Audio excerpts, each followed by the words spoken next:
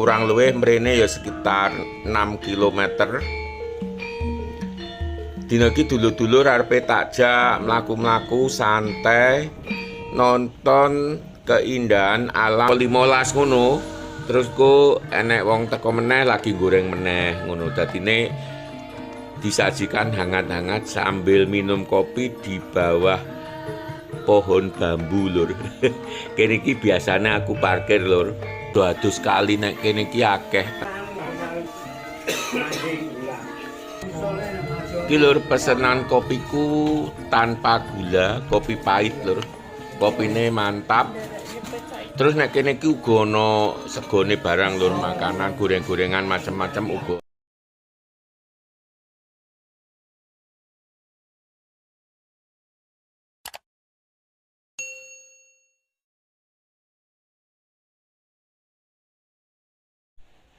Assalamualaikum warahmatullahi wabarakatuh. Piye kabare dulur-dulur kabeh, muga-muga tansah sehat lan lancar rezekine.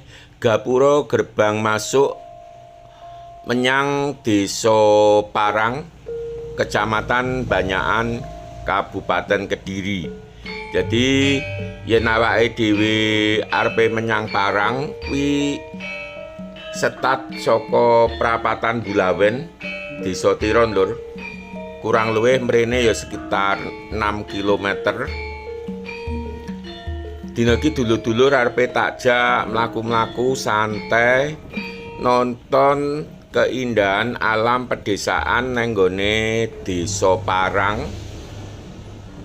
Terus sing keloro karo ndelok kerameane gerak jalan Kediri Mbajulan. Dadi isuk mau aku ngerti yen ana kegiatan gerak jalan Kediri Mbajulan. Setat saka kota Kediri nek nggone ngarepe Taman Makam Pahlawan. Terus mlaku sampai wilayah Kecamatan Semen, Kedak, Pagung, terus akhirnya wilayah Kecamatan Banyakan ing Desa Parang, terus Goliman, Krampiang, terakhir finish nek nggone Nganjuk neng Desa Mbajulan, Kecamatan Loceret. Kaya iki dulur-dulur, kondisi perjalanan dalane wis lumayan. Aspal sanajan gak sing nomor 1 kanggo ukuran desa iki wis luwih saka cukup lur. Mergo nek daerah-daerah liya iku sik akeh dalan-dalan nang desa-desa kuwi ya aspal rusak, kadang-kadang malah ana sing makadam. Iki lur iki sih tetep nang Desa Parang, Kecamatan Banyakan, Kabupaten Kediri. Terus yang keloro arepe ngopi nang nggone pinggir kali, nang pinggir alas, nang dusun Klepu, Desa Parang. Kaya apa kondisine? Dadi kondisi warunge iki cilik lur, nang nggone pinggir kali berbatu, terus nek soro wit-witan grumbul, enak banget pokoke.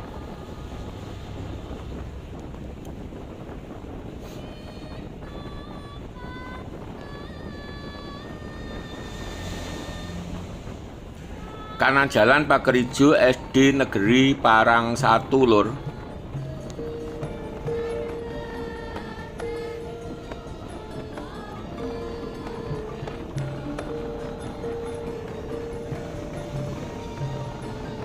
Muga-muga sebagian peserta gerak jalan Kediri Mbajulan wis teko Parang lur. Dadi apa jenenge mesisan olehku mlaku-mlaku ki manfaate dobel-dobel ngono lho lur.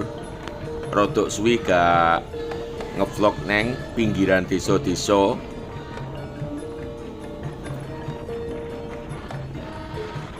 Gapura Abang ki yen gak kliru, oh kok gapura to lur. Ngarep kae lho maksudku adoh sian. Gerbang Gapura Abang yen gak kliru Balai Desa Parang lur, kanan jalan. Ki masuk bulak lur, biasane tandurane pari, amarga ikan musim mudan atau musim rendeng. So didelok kanan jalan lur. Bener pari lur, lagi tandur. Ya sebagian wis sekitar umur seminggu po sesasi ngono kuwi.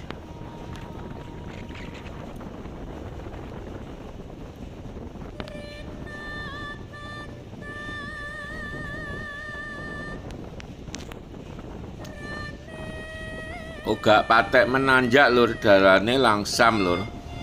Terus menggak-menggoke ya rapati curam. Yen ki sepedaan iki sik mantep iki. Ki yen gak kliru arepe mlebu dusun Jati lur. Desane Parang, dadi dulur-dulur iso mbayangne dhewe kaya apa ambane Desa Parang lur. Ki pertigaan Jati, yen lurus arah Goliman, yen ngiri arah dusun Klepu sing bakal diparani awake dhewe lur. Oh wis teko lur ngarep iku. Kediri Bajulan. Wis teko kene lho. Sebagian peserta gerak jalan Kediri Bajulan napak tilas Jenderal Sudirman lur wis teko. Aku mbiyen yo tahu lur melu sanajana muk pisan tapi kan pengalaman tutuk mulai Setat sampai mulai kota Kediri sampai Bajulan aku terus jarak kurang lebih 50 atau sampai 60 km lur jarake liwat desa-desa, sawah-sawah, alas ngono kuwi. Asik banget. Ya saiki wis jelas ra kuat lur. Makane melok seneng ya nenek nom-noman padha ngramekne gerak jalan napak tilas Jenderal Sudirman Kediri Bajulan. Ki menggo nganan lur pertigaan yen lurus arah Bukit Pragolopati. Yen Desa Klepu kene iki lur. Iki wis dusun Klepu lur omah-omah iki. Bagian saka Desa Parang kang paling pinggir lur Klepu iku wis batesan karo ereng-ereng Gunung Wilis.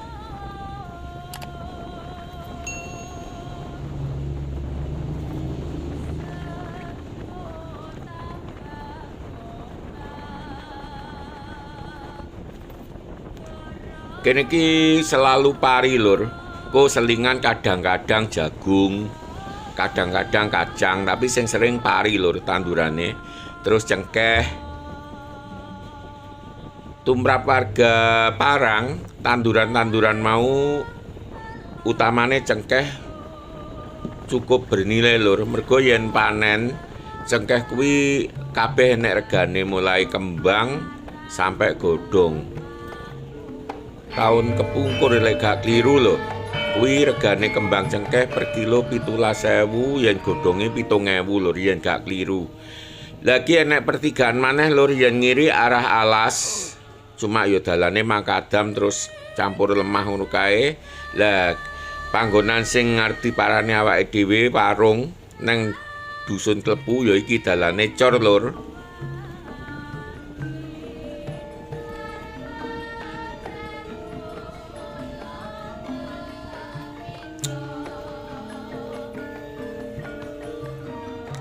Lah warung sing tak omongne nang pinggir kali kuwi nyenengne nggone yen terus nomor loro kuwi gorengane anget lho. Dadi ora goreng akeh pisan ora secukupnya. Misale enek wong 5 apa 10 ya mung goreng 10 apa 15 ngono.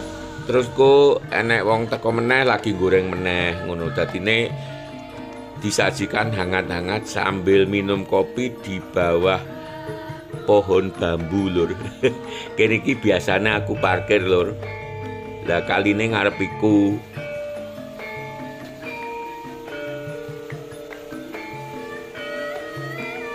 biasane dina setungin iki cukup rame lho Lur.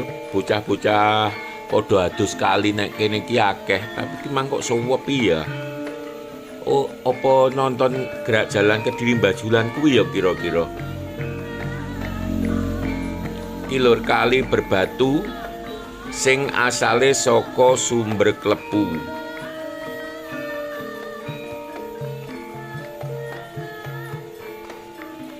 Ki kondisi kampung terakhir Dusun Klepu, Desa Parang, Kecamatan Banyakan, Kabupaten Kediri, Jawa Timur.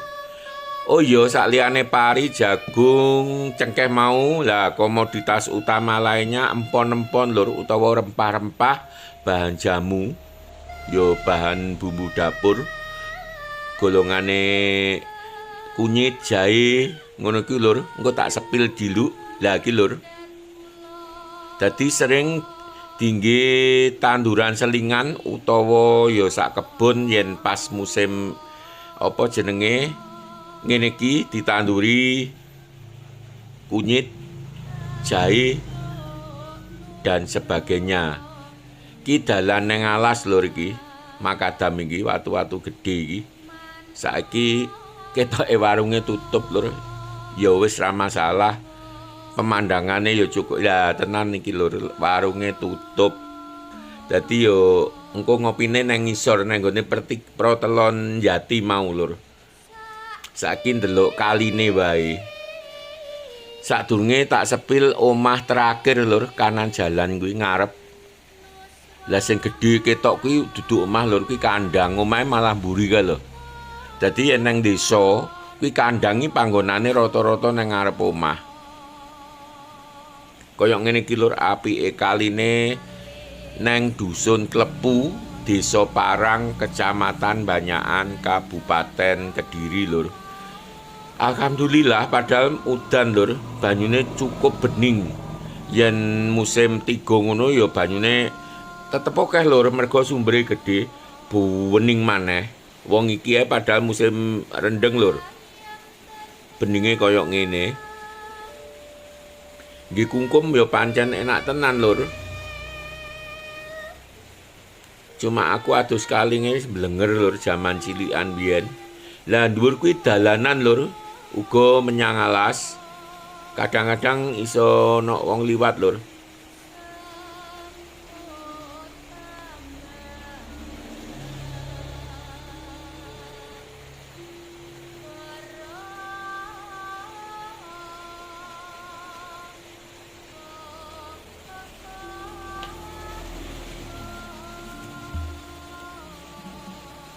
Watune go gede-gede to Lur. Kas kali neng kalau Lur enek wong numpak motor nggawa pakan sapi.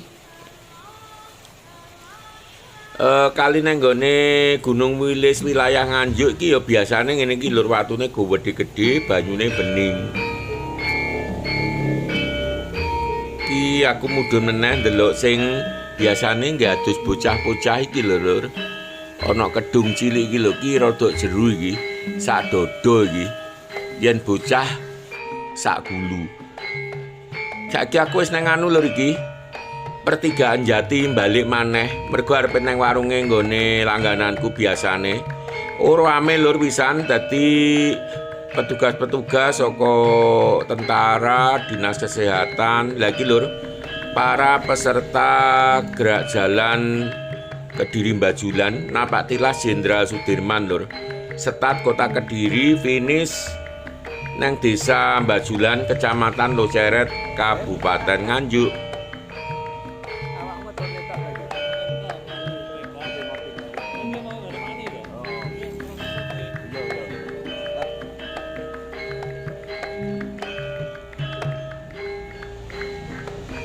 Rame Lur kondisine. Iki warung langgananku mesti ya melu-melu rame iki.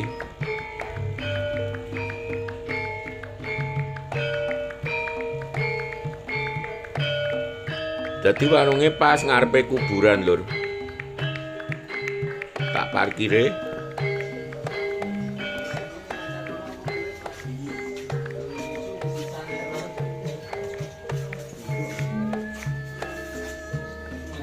Bu. Kopi mboten gula nggih.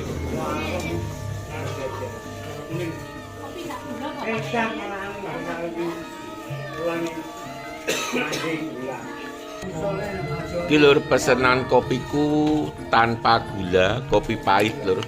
Kopine mantap. Terus nek kene iki uga ana segone barang lur, makanan, goreng-gorengan macam-macam uga ana. Oke dulur-dulur iki video bakal tak akhiri. Kanggo dulur-dulur sing durung subscribe, aja lali tekan tombol subscribe.